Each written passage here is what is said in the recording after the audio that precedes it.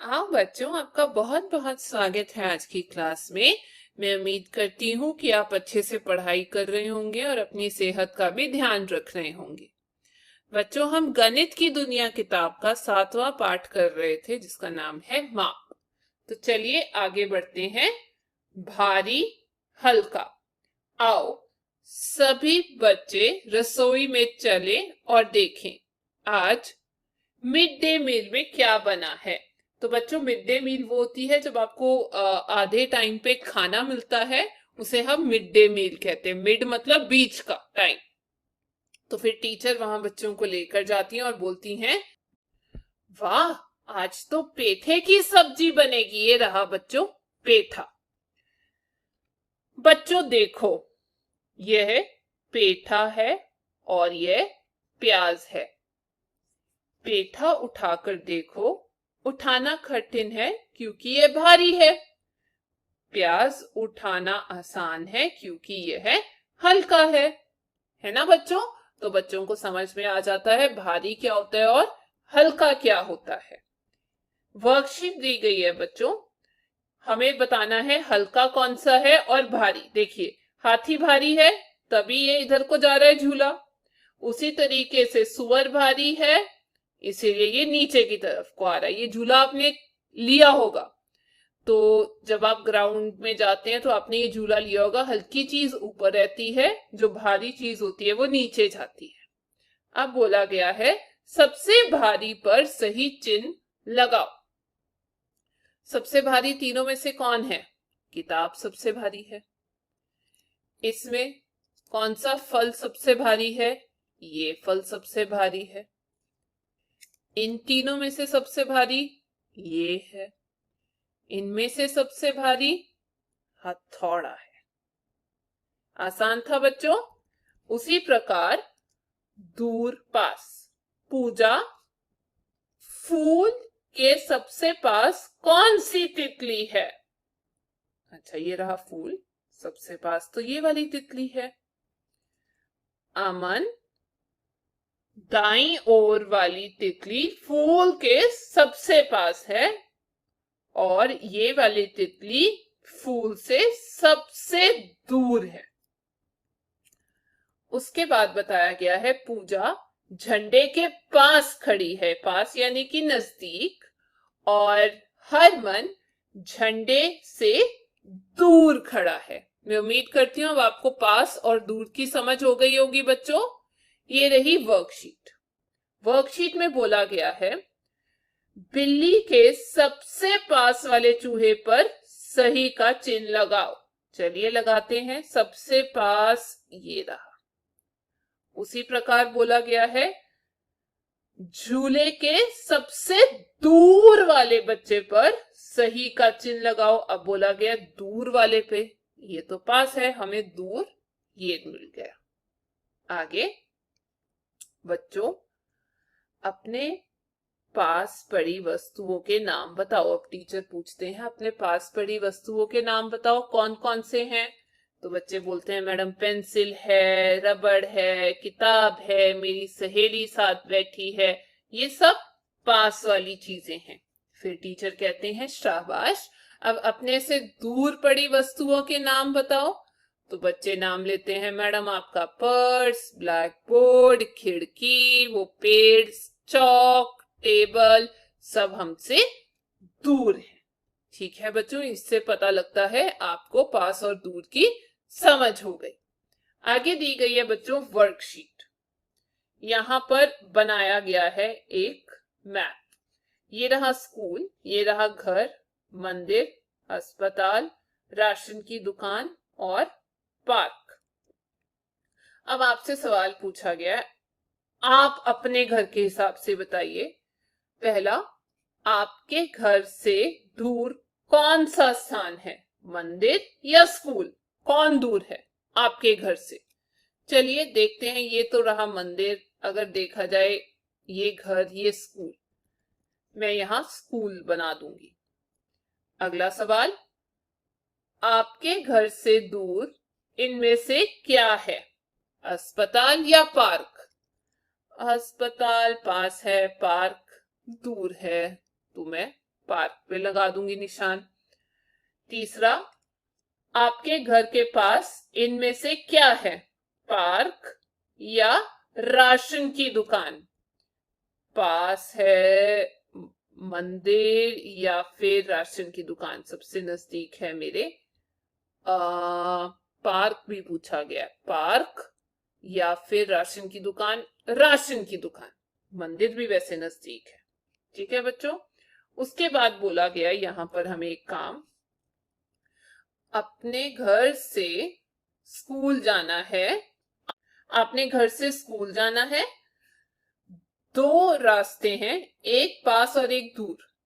घर से स्कूल के पास वाले रास्ते में नीला रंग भरो और दूर वाले रास्ते में लाल रंग। चलिए, कौन सा एक दूर वाले में हमने भरना है? लाल। पहले लाल भरते हैं दूर वाले में।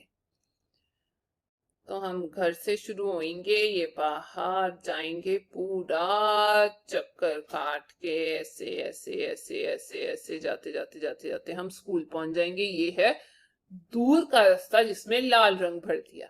नीला बोला गया है पास वाले में, तो यहां से सीधा स्कूल जाना, नीला रंग भर दिया। आगे चलते हैं बच्चों, आओ करें। पहला सवाल है, आपके घर में 4 टब बड़े हैं और 3 टब छोटे हैं। बताओ घर में कुल कितने टब हैं? 4 बड़े 3 छोटे, तो 4 में 3 जोड़ेंगे कितना आएगा? 5 6 7, 7 टब हैं जी, कुल 7 टब हैं। अगला प्रश्न, बगीचे में 3 पेड़ लंबे और 3 पेड़ छोटे हैं। बताओ बगीचे में कुल कितने पेड़ हैं? 3 बड़े लंबे और 3 छोटे। 3 में 3 जोड़ो, 3 4 5 6, उत्तर आ गया 6। तो बगीचे में कुल 6 पेड़ हैं। अगला सवाल, आपकी पेंसिल की डिबिया में कुछ रंगीन पेंसिलें हैं, उनमें से 5 पेंसिलें बड़ी और 5 छोटी हैं। बताओ कुल कितनी पेंसिलें हैं? कुल मिलाकर कितनी पेंसिलें हैं बच्चों? 5 बेशक बड़ी 5 छोटी, तो दोनों को जोड़ देंगे 5 और 5 को, कितना आएगा? 6 7 8 9 10, 10 पेंसिलें हैं।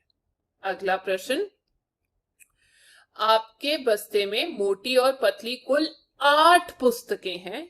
यदि 3 पुस्तकें मोटी हैं तो बताओ कितनी पतली पुस्तकें हैं? अब 3 जो है मोटी हैं, इसमें से 3 निकाल दो। 8 में से अगर 3 निकाल दो तो बचता है बच्चों आपके पास 5। तो मेरे बस्ते में 5 पतली पुस्तकें हैं। अगला प्रश्न, 5वां, स्कूल की रसोई में 8 गिलास हैं।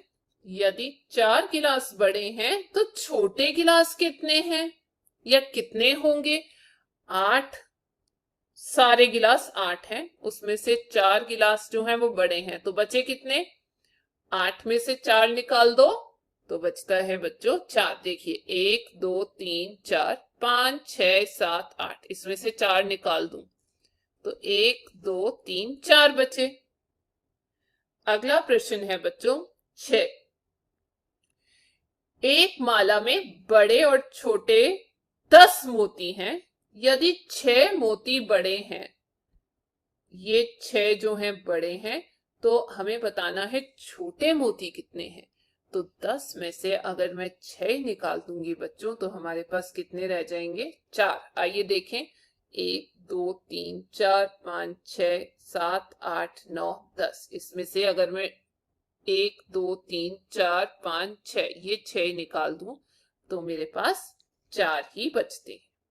अब बोला गया है बच्चों, उपरोक्त प्रश्न बच्चे माला में मोती पिरोकर करेंगे। तो आपने क्या करना है, बड़ा मोती जो है वो नीले रंग से और छोटे मोती लाल रंग से डालने हैं। चलिए शुरू करते हैं नीले रंग से। एक मोती बना हुआ है, हमें पता है 6 हैं मोटे, तो 2 3 4 5, 6 और जो छोटे मोती हैं वो लाल रंग से हम बनाएंगे 4। 1, 2, 3, 4। देखते हैं बच्चों, क्या हमारे पास 10 मोती आ गए माला में?